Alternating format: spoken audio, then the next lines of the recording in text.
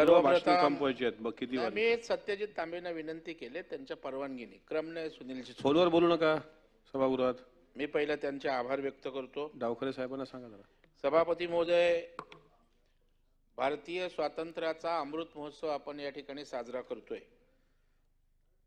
26 जानेवारी 1950 ला संविधान लागू झालं आणि या निमित्तानं या पवित्र अशा सभागृहामध्ये आपण चर्चा करतोय आणि आपण भाग घ्यायची मला संधी दिलीत त्याबद्दल मी आपला अत्यंत सभापती महोदय आभारी आहे. सभापती महोदय, छत्रपती शिवाजी महाराज, स्वराज्य रक्षक राजे संभाजी महाराज यांच्याशिवाय भारताचा कोणताही इतिहास त्या ठिकाणी पूर्ण होऊ शकत नाही. संविधानाची ज्या वेळेला आपण चर्चा करतो त्यावेळेला भारताला मुघलांपासून वाचवण्याचं काम ज्यांनी केलं आणि ज्यांच्यामुळे आपण स्वातंत्र्याची फळं चाकतो त्यांचं स्मरण सभापती महोदय आपल्याला करणं आवश्यक वाटतं. स्वराज्य निर्मितीत शिवाजी महाराजांचे वडील शहाजीराजांचं मोठं योगदान आहे. शिवाजी महाराजांवर ज्यांनी संस्कार केले त्या माऊली जिजामातेचं मोठं योगदान आहे आणि भारतीय स्वातंत्र्य लढ्यातील क्रांतिकारकांचेही शिवाजी महाराज प्रेरणास्त्रोत त्या ठिकाणी होते. छत्रपती शिवाजी महाराजांनी हिंदवी स्वराज्याची उभारणी या राज्यात केली आणि धर्मरक्षक संभाजी महाराजांनी स्वराज्य वाढवण्याचं आणि वाचवण्याचं काम केलं. सभापती महोदय, आपण संविधानावर आज चर्चा करतोय, पण त्यावेळी हिंदुस्थानला परकीय आक्रमणापासून महाराजांनी वाचवलं म्हणून आज या ठिकाणी संविधानावर आपण चर्चा करतोय आणि त्यामुळे छत्रपती शिवाजी महाराज, संभाजी महाराज यांना मी सुरुवातीलाच या ठिकाणी सभापती महोदय अभिवादन करतो. सभापती महोदय, संविधानाचा प्रवास आपल्या सगळ्यांना माहीत आहे. 1946 ला कॅबिनेट मिशनची स्थापना झाली. दोन्ही मंत्री त्यानंतर मग भारतीय राज्यघटना तयार करण्याची सभापती महोदय प्रक्रिया सुरू झाली.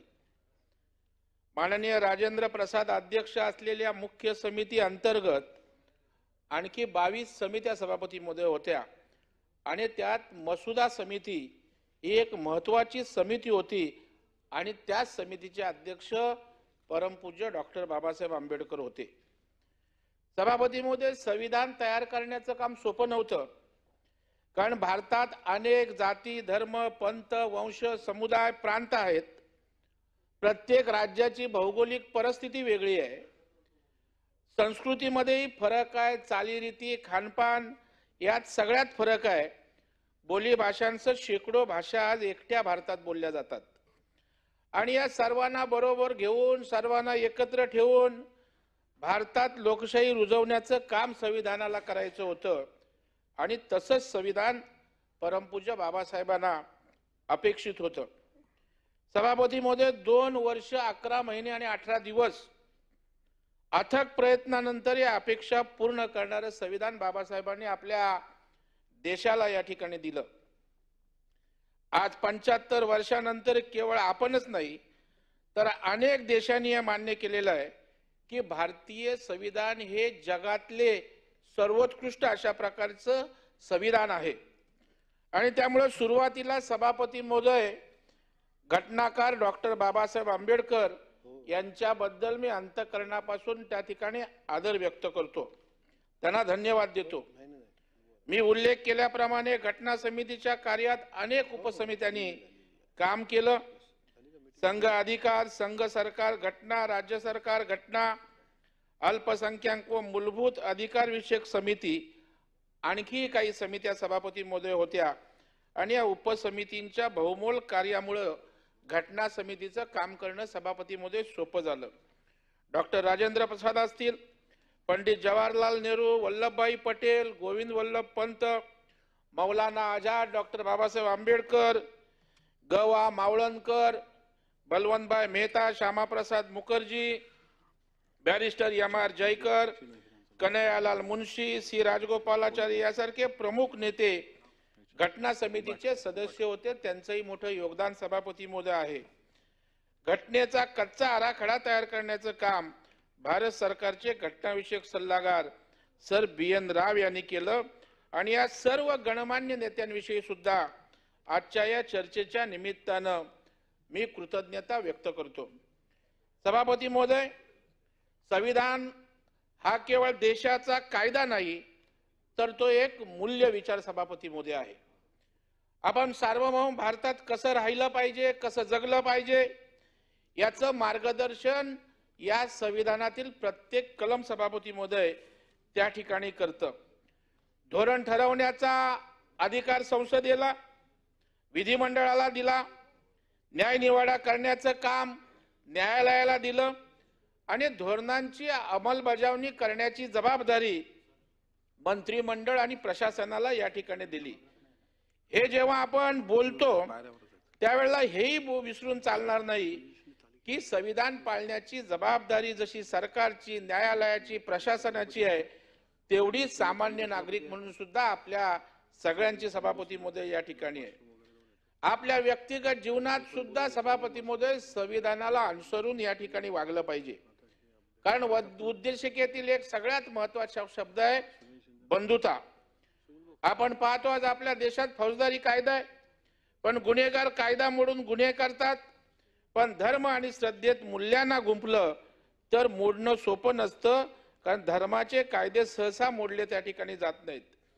बंधुत्व या शब्दात सभापती महोदय पावित्र्य आहे, त्यामुळे भारत हा माझा देश आहे, भारतातील सर्व लोक माझे बांधव आहेत अशी आपण शपथ घेतो।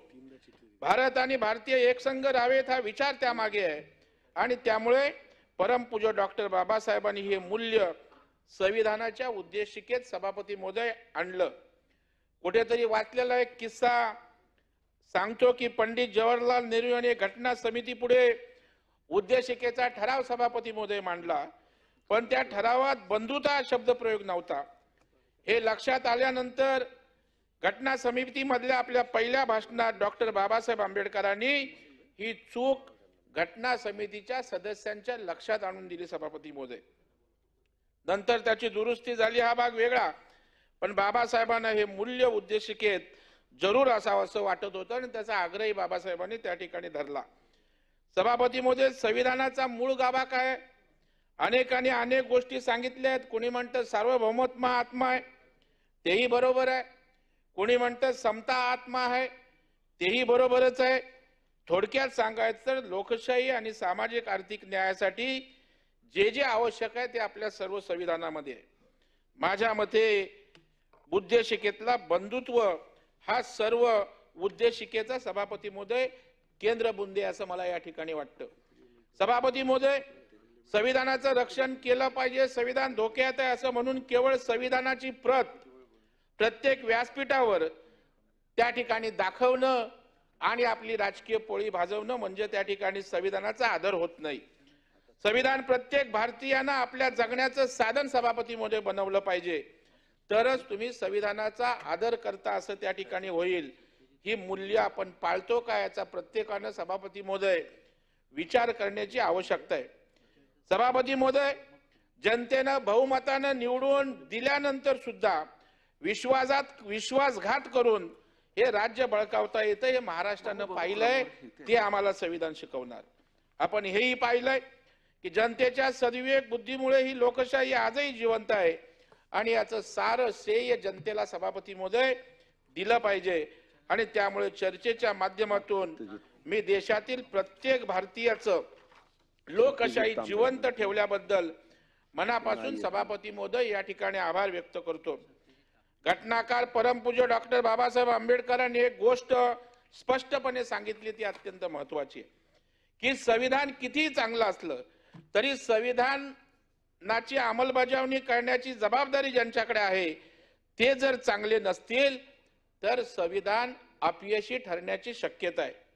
स्वातंत्र्य मिळण्यापूर्वी राजेशाही होती, राजाच्या नंतर राजपुत्र, त्यांच्यानंतर त्यांचा पुत्र, अशी सत्ता राजघराण्यात त्या ठिकाणी राहत होती। पण स्वातंत्र्य मिळाल्यानंतर प्रत्येक भारतीय नागरिकाला सर्व प्रकारची, मग ती शैक्षणिक असेल, राजकीय असेल, सांस्कृतिक असेल, व्यवसाय करायचा असेल, सर्व प्रकारची संधी मिळाली पाहिजे याची तरतूद डॉक्टर बाबासाहेब आंबेडकरांनी संविधानात त्या ठिकाणी केली। कारण बाबासाहेबांना देशात राजकीय आणि सामाजिक समता निर्माण करायची होती. एकाच घराकडे सत्ता राहता कामा नये. नेतृत्व करण्याची संधी तळागाळातल्या लोकांनाही मिळाली पाहिजे हा त्यांचा आग्रह होता. पण ही बोललेलं मी कुणाला आवडो अथवा न आवडो, देश स्वतंत्र झाल्यानंतरचा मोठा काळ या भारतामध्ये एकाच कुटुंबाकडे सत्ता राहिली. दुर्दैवानं हे आपण साऱ्यांनी त्या ठिकाणी पाहिलेलं आहे. पण जनतेनं संविधानाला अभिप्रेत असलेला बदल केला आणि आज ओबीसी समाजाचा चहा विकणारा एक छोटा माणूस, सर्वसामान्य माणूस आज देशाच्या पंतप्रधानावर बसलाय. आणि ते स्वतः सांगतात की बाबासाहेबांचं संविधान जर त्या ठिकाणी नसतं तर माझ्यासारखा चहा विकणारा सर्वसामान्य माणूस या देशाचा कधीच पंतप्रधान झाला नसता. याची कृतज्ञता त्यांनी अनेक वेळा दाखवली. त्यांनी त्या ठिकाणी संविधान महोत्सव केला, त्यांनी त्या ठिकाणी वंदन संविधानाला केलं, संविधानाची चर्चा संसदेच्या सभागृहात आणली आणि संसदेत या संविधानाला एक अनन्य साधारण पावित्र्य येण्याचा प्रामाणिक प्रयत्न पंतप्रधान नरेंद्र मोदी साहेबांनी या ठिकाणी सभापती महोदय केलेला आपल्याला बघायला. सभापती महोदय, भारतीय संविधान हा एक असा ग्रंथ आहे की अतिशय बारीक बारीक गोष्टी ज्यामध्ये संविधानकर्त्यांनी त्या ठिकाणी केलेला आहे. आजही एखादा डेडलॉक निर्माण झाला, घटनात्मक प्रेस निर्माण झाला तर आपण संविधानाचं मार्गदर्शन सभापती महोदय त्या ठिकाणी घेत असतो. शासनाचं स्वरूप काय असलं पाहिजे, त्याच्या अधिकाराच्या मर्यादा काय असल्या पाहिजेत, मर्यादा कोणत्या असल्या पाहिजेत, इथपासून ते शासनाने कुठल्या दिशेनं सामाजिक परिवर्तन घडवून आणलं पाहिजे या संबंधीचं मार्गदर्शन संविधानाने सभापती महोदय आपल्याला केलेलं आहे. संविधानाचा मूळ गाभा काय आहे याविषयी यापूर्वी अनेकांनी अनेक गोष्टी सांगितल्या, परंतु मी म्हटल्याप्रमाणे समता हा संविधानाचा आत्मा आहे. थोडक्यात लोकशाही, सामाजिक आणि आर्थिक न्यायासाठी जे जे आवश्यक आहे ते सर्व आपल्या संविधानात आहे. आजच नाही तर सर्व सरकारांच्या काळात केंद्र राज्य संबंधामध्ये अनेक वेळा राजकीय चर्चा झालेली आहे, आरोप प्रत्यारोप झालेले आहेत. पण एकदा हा विचार करून पहा, संविधानात केंद्र आणि राज्य यांच्या बाबतच्या तरतुदी नसत्या तर काय परिस्थिती उद्भवली असते. संघराज्य पद्धती हे तत्व संविधानानं मानलं. संघराज्य पद्धतीत केंद्र आणि राज्य अशा दोन शासन यंत्रणा एकाच वेळी कार्य करत असतात, तरीही केंद्र आणि राज्य शासन यांच्या अधिकार क्षेत्राची विभागणी संविधानानं केलेली आहे. त्या काळच्या परिस्थितीमुळे एकच अपवाद सभापती महोदय करावा लागेल आणि ते राज्य होतं सभापती महोदय काश्मीर. भारतीय संघराज्य पद्धतीत अनुच्छेद 370 प्रमाणे काश्मीरला वेगळा दर्जा सभापती महोदय देण्यात आला होता. सूची क्रमांक 1 मधले जे विषय काश्मीर समिलीकरण करारात अंतर्भूत होते तेवढ्यावरच संसदेला कायदा करण्याचा सभापती महोदय अधिकार होता. इतर विषयांवर काश्मीर शासनाच्या अनुमतीशिवाय संसदेला कायदा करता येत नव्हता. त्या राज्याच्या मुख्यमंत्र्यांना वजीर-ए-आझम म्हटलं जायचं. त्यांचा ध्वज वेगळा होता. मात्र इतक्या वर्षापासून निर्माण झालेला अपवाद नाहीसं करण्याचं काम केंद्रातले पंतप्रधान नरेंद्र मोदी साहेबांच्या सरकारनं या ठिकाणी गेला, हे आपल्याला मान्य केलं पाहिजे. संविधानकर्त्यांना त्यांच्या मूळ विचारापासून फारकत घेऊन काश्मीर बाबत संविधानात ही तरतूद करावी लागली होती. ती तरतूद रद्द करण्याचं काम मोदी सरकारनं सभापती महोदय केलं. त्यामुळे आज देशात एक देश, एक विधान, एक निशाण आहे. संविधानातील ज्या सर्व गोष्टी पाहिल्या तर आपण संविधानकर्त्यांविषयी आणि संविधानाविषयी नेहमी कृतज्ञ सभापती महोदय राहिला पाहिजे. केवळ आणि केवळ भारतीय संविधानामुळे 75 वर्षांनंतरही भारतात लोकशाही जिवंत आहे. उलट तिची मुळे आणखी घट्ट सभापती महोदय या ठिकाणी होतात. सभापती महोदय, या चर्चेच्या निमित्तानं एक महत्त्वाचा विषय जो भारतीय इतिहासातील काळा डाग म्हणून त्या ठिकाणी आपण पाहतो, अनुभवतो, चर्चा करतो, तो आणीबाणीचा त्या ठिकाणी काळ आहे. सभापती महोदय, संविधानातील कलम 352(1) ची चर्चा झाली पाहिजे, कारण हे अतिशय महत्त्वाचं कलम डॉक्टर बाबासाहेब आंबेडकर यांनी संविधानात सभापती महोदय समाविष्ट केलेलं आहे.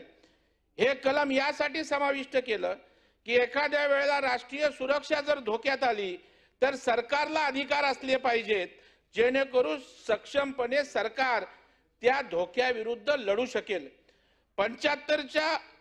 75 वर्षाच्या काळामध्ये सभापती महोदय फक्त एकदाच संविधान धोक्यात आलं. संविधानाचा गळा आवळण्याचा सभापती महोदय प्रयत्न झाला.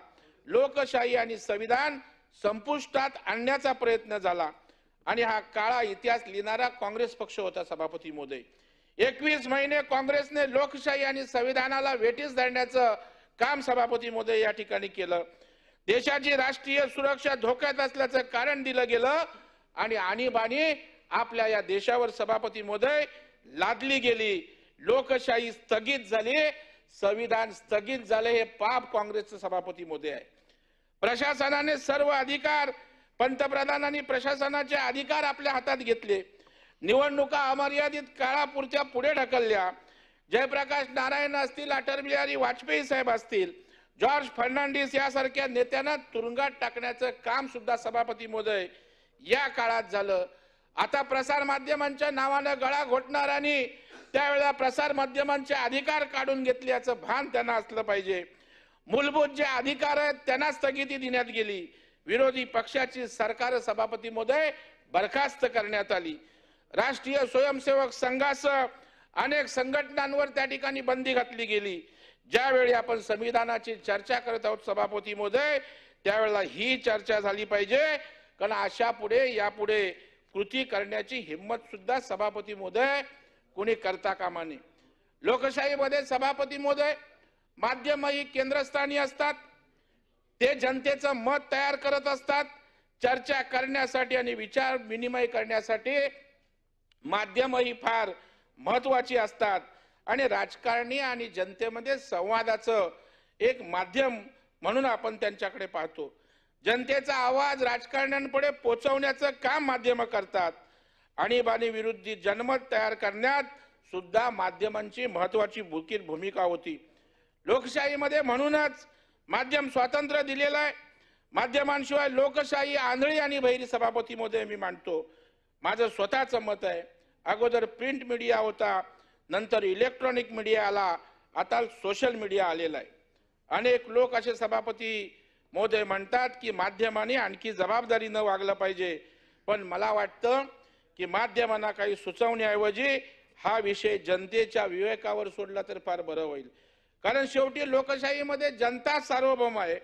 आजपर्यंत 75 वर्षात मीडियानं लोकशाहीची जी सेवा केली त्याबद्दल या चर्चेच्या निमित्तानं मीडियालाही धन्यवाद देतो. सभापती महोदय, आज आपण ज्या सभागृहामध्ये आहोत या सभागृहाची निर्मिती सुद्धा संविधानाने केलेली आहे. मगाशी अभिजित वंजारींनीच मला वाटतं विषय काढला होता, हे सभागृह बरखास्त करावं. त्याच्यामुळे मी ते जरी विरोधी पक्षाचे असले तरी त्यांच्या भूमिकेचं मी या ठिकाणी समर्थन या ठिकाणी करतो. कारण संसदीय लोकशाही पद्धत स्वीकारली म्हणून हे सभागृह आहोत, हे आमदार म्हणून आपण या ठिकाणी आहोत. सभापती महोदय, डॉक्टर बाबासाहेब आंबेडकर एक विचारपंत त्या ठिकाणी होते. त्यांचे संसदीय लोकशाहीवरील विचार त्यांनी लिखित स्वरूपात मांडलेले आहेत. संसदेत आणि संसदेबाहेर अनेक वेळा भाषणातून संसदीय लोकशाहीचं महत्त्व समजावण्याचा त्यांनी प्रयत्न केलेला आहे. त्यांनी हे वारंवार सांगितलं आहे की संसदीय लोकशाही हीच उत्कृष्ट शासन पद्धती आहे. तिचा स्वीकार केला तर देशाचा दीर्घकालीन विकास सभापतीमध्ये होऊ शकतो. संसदीय लोकशाहीबद्दल बाबासाहेबांनी खूप लिहून ठेवलंय. मी या ठिकाणी काही महत्त्वाच्या गोष्टी या त्यांच्याच भाषेत या ठिकाणी उल्लेख करणार आहे. संसदीय लोकशाहीतच लोकमताचा आदर केला जातो. सरकारची निवड लोकमताच्या आधारावर होते आणि सरकारला बडतर्फ सुद्धा याच आधारावर केलं जाऊ शकतं. त्यामुळे ही पद्धत स्वीकारणी चांगली आहे. संसदीय लोकशाहीत हिंसाचार, रक्तपाताला स्थान नाही. सरकारमधील परिवर्तन शांततेत घडवून आणण्याची क्षमता केवळ संसदीय लोकशाहीमध्ये आहे. संसदीय लोकशाहीत जनतेचे प्रश्न आणि तक्रारी आपल्या प्रतिनिधीद्वारे प्रकट करण्याची संधी प्राप्त होते. तसेच चर्चेने निर्णय घेण्याची तरतूद सुद्धा या शासन पद्धतीत आहे. संसदीय लोकशाहीत राजकीय पक्षाची भूमिका महत्त्वाची असते, कारण राजकीय पक्ष लोकांना संघटित करण्याचं महत्त्वाचं कार्य करतात. सरकारला हुकुमशाहीपासून प्रवृत्तीपासून दूर ठेवण्याचं काम सुद्धा राजकीय पक्षाद्वारे पार पाडले जाते. व्यक्तीच्या गुणांना विकासाची संधी या शासन व्यवस्थेत मिळते. प्रत्येकाला राजकीय जीवनात सहभागी होण्याची संधी मिळते आणि आज त्यांचे हे विचार प्रत्यक्षात उतरलेले आपल्याला या ठिकाणी दिसतात. सभापती महोदय, भारतीय राज्यघटना ही चेक अँड बॅलन्सवर त्या ठिकाणी आधारलेली आहे. कुणालाही त्या ठिकाणी मोकाट सोडलेलं नाही. प्रशासनावर सरकारचा अंकुश आहे, सरकारवर विधिमंडळाचा अंकुश आहे आणि विधिमंडळावर न्यायालयाचा अंकुश आहे. कुणी देशामध्ये निरंकुश त्या ठिकाणी होऊ नये. लोकशाहीमधील प्रत्येक संस्था दुसऱ्या संस्थेला उत्तरदायी राहिली पाहिजे अशा तरतुदी आपल्या संविधानात बाबासाहेबांनी त्या ठिकाणी केलेल्या आहेत. संसदेने किंवा राज्याच्या विधिमंडळाने केलेला एखादा कायदा संविधानाशी जर सुसंगत नसेल तर तो रद्द करण्याचे अधिकार सुद्धा न्यायालयाला देण्यात आलेले आहेत. उदाहरणच सांगायचं झालं तर एखादा कायदा हा मूलभूत अधिकारांचा संकोच करतो किंवा कसे हे ठरवण्याचे अधिकार सुद्धा न्यायालयाला सभापती महोदय संविधानाने दिलेले आहेत. निरंतर काळासाठी संविधानाने सुनिश्चित करून ठेवलंय की भारतात कोणत्याही संविधानिक संस्थेकडे कोणत्याही व्यक्तीकडे सत्ता एकवटणार नाही, एकाधिकारशाही येणार नाही, कोणतीही संस्था त्या ठिकाणी वरचढ होणार नाही. सरकार, प्रशासन, न्यायालय यापैकी कुणीही चुकला तर दुसरी संस्था त्याला दुरुस्त त्या ठिकाणी करू शकेल आणि केवळ संविधानामुळे आज सर्व संविधानिक संस्था एकमेकांचा आदर करून या देशाला चालवित आहेत. हे आपल्या संविधानाचं सभापती महोदय मोठेपण आहे. देशात स्वातंत्र्यानंतर असे एक प्रसंग सभापती महोदय आहेत ज्या वेळेला कॉन्स्टिट्यूशनल डेडलॉक निर्माण झाल्यासारखं वाटतं, पण आपल्या देशात व्यक्ती, पक्ष, राजकारणापेक्षा लोकशाही प्रत्येक वेळेला वरचढ ठरलेली आपण पाहिलेलं आहे. मी कोणत्या पक्षाचं नेत्याचं या ठिकाणी नाव घेणार नाही, पण एक प्रसंग या ठिकाणी निश्चित सांगेन. स्वायत्त संस्था असलेल्या सीबीआयला एका राज्याच्या मुख्यमंत्र्यांनी, ज्या पश्चिम बंगालच्या मुख्यमंत्री आहेत, त्यांनी आव्हान दिलं. शारदा चिटफंड घोटाळ्यामध्ये एका राज्याच्या पोलीस आयुक्तांची चौकशी सीबीआयला करायची होती. त्यासाठी सीबीआय त्या राज्यात गेली सभापती महोदय, पण त्या राज्याच्या मुख्यमंत्र्यांनी सीबीआयला चौकशी तर करू दिलीच नाही, पण सीबीआयच्या अधिकाऱ्यांनाच त्या ठिकाणी सभापती महोदय अटक केली. त्या राज्यातल्या सीबीआयच्या कार्यालयाचं रक्षण करण्यासाठी सभापती महोदय शेवटी केंद्रीय राखीव पोलीस दलाला त्या ठिकाणी जावं लागलं. या घटनेचं वर्णन करण्यात मला अजिबात रस नाही, कारण आपण संविधानाबाबत त्या ठिकाणी बोलतोय, परंतु सरकार विरुद्ध सरकार ही लढाई घटनात्मक पेच निर्माण करणारी होती. एका सरकारने संघराज्य व्यवस्थेला दिलेले आव्हान सभापती महोदय या ठिकाणी होतं. संविधान म्हणून एकीकडे गळा काढायचा, त्याच वेळेस त्या संविधानावर अविश्वास निर्माण करण्यासारखी कृती करायची, हेच आज संविधानापुढे मोठं आव्हान आहे. कारण संविधानानेच न्यायालयाची व्यवस्था सभापती महोदय केली. एखादी कृती पटली नसेल तर न्यायालयात जाण्याचा मार्ग होता, पण त्या मार्गाने जाण्याऐवजी घटनात्मक पेच निर्माण करणारी कृती केली जाते. त्यावेळेला खऱ्या अर्थानं संविधानाच्या बाबतीत चिंता सभापती महोदय या ठिकाणी वाटते. सभापती महोदय, याच अधिवेशनात, याच सभागृहात महापुरुषांच्या अपमानाबाबत लक्षवेधी चर्चेला आली. अलीकडच्या काळामध्ये वारंवार महापुरुषांचा अपमान केला जातोय. महापुरुषांना ज्यांनी यातना दिला त्यांचं महिमामंडन या ठिकाणी केलं जातंय. सभापती महोदय, कलम 19 नुसार नागरिकांना भाषण आणि अभिव्यक्ती स्वातंत्र्य आहे, परंतु या अभिव्यक्ती स्वातंत्र्याचा स्वैराचार होतोय. आपल्याला अभिव्यक्ती स्वातंत्र्य याचा अर्थ दुसऱ्याच्या अधिकारावर त्या ठिकाणी आपल्याला स्वार वाहिण्याचा अधिकार त्या ठिकाणी आपल्याला दिलेला नाही. आपण जेव्हा मला हे अभिव्यक्ती स्वातंत्र्य असं म्हणतो त्यावेळेला आपण दुसऱ्याचं पण स्वातंत्र्य घालवतोय का याचा विचार करण्याची सभापती महोदय या ठिकाणी आवश्यकता आहे. सभापती महोदय, सर्वांना घटनेनं स्वातंत्र्य दिलेलं आहे. मी वाटेल तेवढी दारू ढोसेन असं नाही करता येणार. मला स्वातंत्र्य आहे, मी काही करेन, कारण दुसऱ्याच्या स्वातंत्र्याला आपल्यामुळे त्रास होता कामा नये. त्यामुळे कोणी काही बरळेल असं या ठिकाणी करता येत नाही, कारण त्यामुळेच दुसऱ्याचं स्वातंत्र्य या ठिकाणी धोक्यात येतं. त्यामुळे सरकारनं सोशल मीडिया किंवा पोपटपंची करणाऱ्यांविरुद्ध कठोर पावलं उचलली पाहिजेत, असं मला सभापती महोदय या ठिकाणी वाटतं. सभापती महोदय, जगात सर्वश्रेष्ठ असलेल्या आपल्या भारतीय संविधानाबद्दल दिवसभर बोललं तरी त्याचं मोठेपण त्या ठिकाणी सांगायला वेळ कमी पडेल. अभ्यासक्रमात नागरिकशास्त्रामध्ये भारतीय संविधानाबद्दलची त्रोटक माहिती विद्यार्थ्यांना मिळते. पुढे जे लॉ वगैरे करतात त्यांनाच सखोल माहिती मिळते. मागे एकदा टीव्हीवर एक अँकर रॅन्डमली आमदार कोणत्या सभागृहात बसतात, खासदार कोणत्या सभागृहात बसतात, लोकसभा, राज्यसभा, विधानसभा ही सभागृह कुठे आहेत, असे प्रश्न कॉलेजच्या विद्यार्थ्यांना विचारत होते. आणि सभापती महोदय, शोकांतिका ही आहे की 100त फक्त 3-4 विद्यार्थ्यांनाच थोडीफार माहिती होती.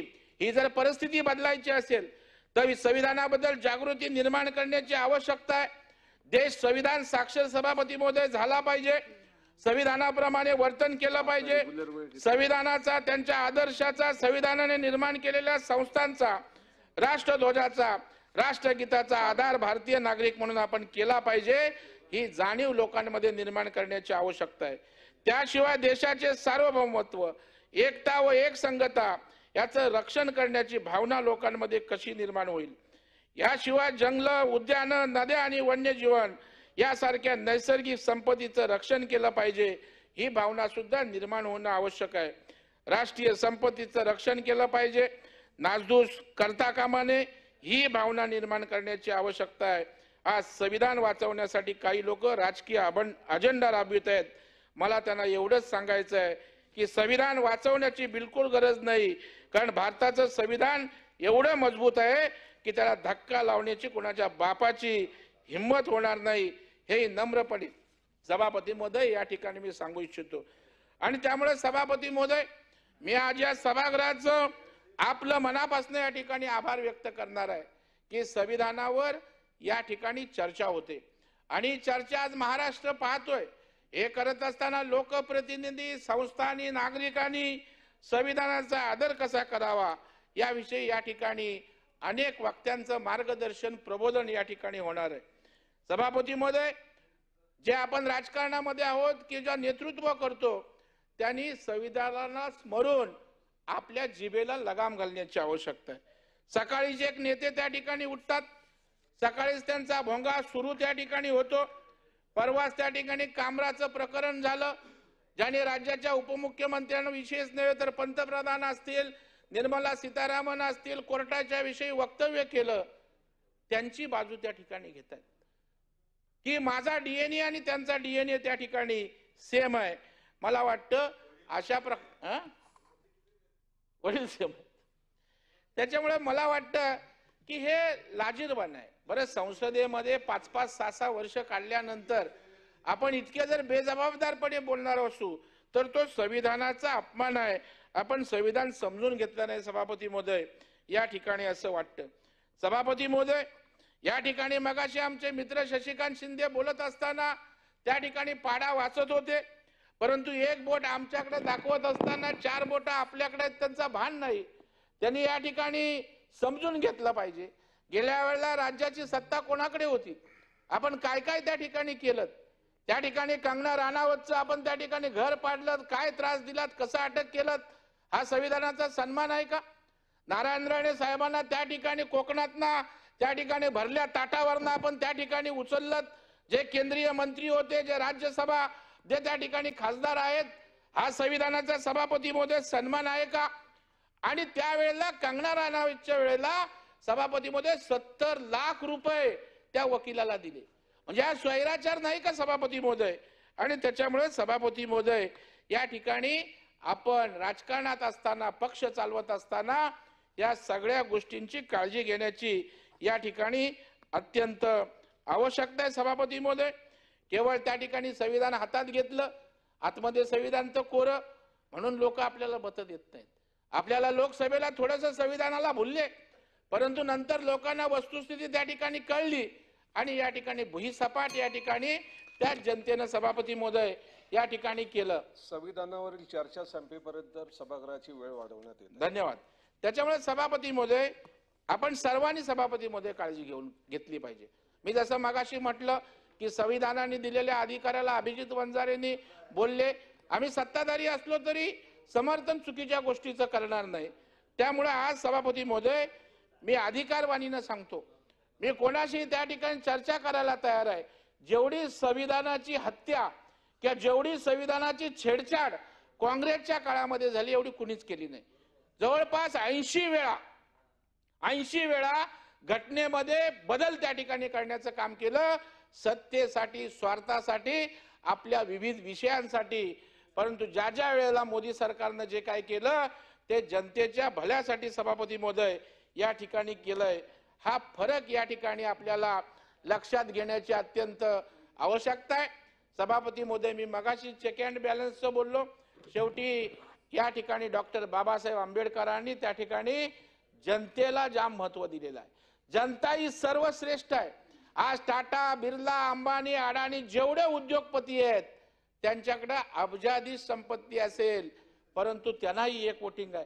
आणि आपल्या सुनील भाऊ तुमच्या जिजामाता नगरमध्ये राहणारा साधा त्या ठिकाणचा सर्वसामान्य गरीब माणूस असेल किंवा शेताच्या बांध्यावर जाणारा काबाड कष्ट करणारा असेल किंवा त्या ठिकाणी मोलमजुरी करणारा ओझे वाहणारा आमचा माणूस असेल, त्यालाही त्या ठिकाणी एक मताचा अधिकार आहे. ही ताकद सभापती महोदय या ठिकाणी संविधानामध्ये आहे. त्यामुळे एक मत त्या ठिकाणी देशाचं चित्र बदलतं, एक मत त्या ठिकाणी राज्याचं चित्र त्या ठिकाणी सभापती महोदय बदलतं. ही बाबासाहेबांची देण या ठिकाणी आपल्या देशाला आहे. आज देशाची लोकशाही या ठिकाणी कुणाचाही वारू कुणालाही त्या ठिकाणी वाटलं उधळला तर त्याला लगाम लावण्याची ताकद बाबासाहेबांच्या संविधानामध्ये आहे, लोकशाहीने दिलेल्या अधिकारात आहे. आणि म्हणून सभापती महोदय या ठिकाणी मी सभागृहाचं मनापासून आभार या ठिकाणी व्यक्त करतो. कारण शेवटी अलीकडच्या पिढीला मगाशी मी सांगितलं तसं माहीत नसतं. कारण आताचे संदर्भ बदललेत, आताच्या गरजा बदलल्यात, आताचं शिक्षण बदललंय. येणाऱ्या काळात तर AI वर सगळं जाणार आहे, बुद्धिमत्तेचं काय होणार आहे. आणि अशा वेळेला संविधान काय आहे, बाबासाहेबांचे या देशावर काय उपकार आहेत, हे आजच्या चर्चेच्या निमित्तानं पुन्हा एकदा हे सभागृह अधोरेखित करतंय. त्याबद्दल विधिमंडळाच्या आपल्या परिषदेच्या सभागृहाचा सुद्धा आणि शासनाचा मी मनापासून या ठिकाणी आभारी आहे. सभापती महोदय, मला संविधानावर तपशीलवार बोलण्याची संधी दिलीत त्याबद्दल आपले आभार व्यक्त करतो. आणि आमच्या सत्यजित तांबे साहेब यांचंही अभ्यासपूर्ण चांगलं भाषण असतं. मी त्यांना विनंती केली, त्यांनी मला, आमचे सभापती नियमानुसार चालत होते, बोललो आता सत्यजितनंच विनंती करावी. त्यांनी मला या ठिकाणी परवानगी दिली. त्यांचंही भाषण ऐकायला मी थांबणार आहे. मी त्यांनाही मनापासून धन्यवाद देतो, सभागृहाचं अभिनंदन करतो आणि डॉक्टर बाबासाहेब आंबेडकर आणि त्यांच्या घटना समितीत असणाऱ्या सर्व सदस्यांप्रती या ठिकाणी कृतज्ञता व्यक्त करतो आणि थांबतो. धन्यवाद. जय हिंद, जय महाराष्ट्र, भारत माता की जय. सत्यजित तांबे. भारताच्या संविधानाला 75 वर्ष पूर्ण झाल्याबद्दल आपल्या सभागृहामध्ये संविधान या विषयावर चर्चा होत असताना, या चर्चेत भाग घेताना मला निश्चितच एका गोष्टीचा अभिमान आहे की मी या भारताचा नागरिक आहे, ज्या भारताने स्वातंत्र्यानंतर लोकशाहीचा स्वीकार केला आणि लोकांनी लोकांसाठी चालवलेले लोकांचे राज्य या तत्वावर मागचे 1947 पासून आजपर्यंत आपण खऱ्या अर्थाने काम करतोय. ग्रीक देशातून आपण लोकशाहीचं तत्व स्वीकारलं आणि त्याच्यातून खऱ्या अर्थाने लोकांचं राज्य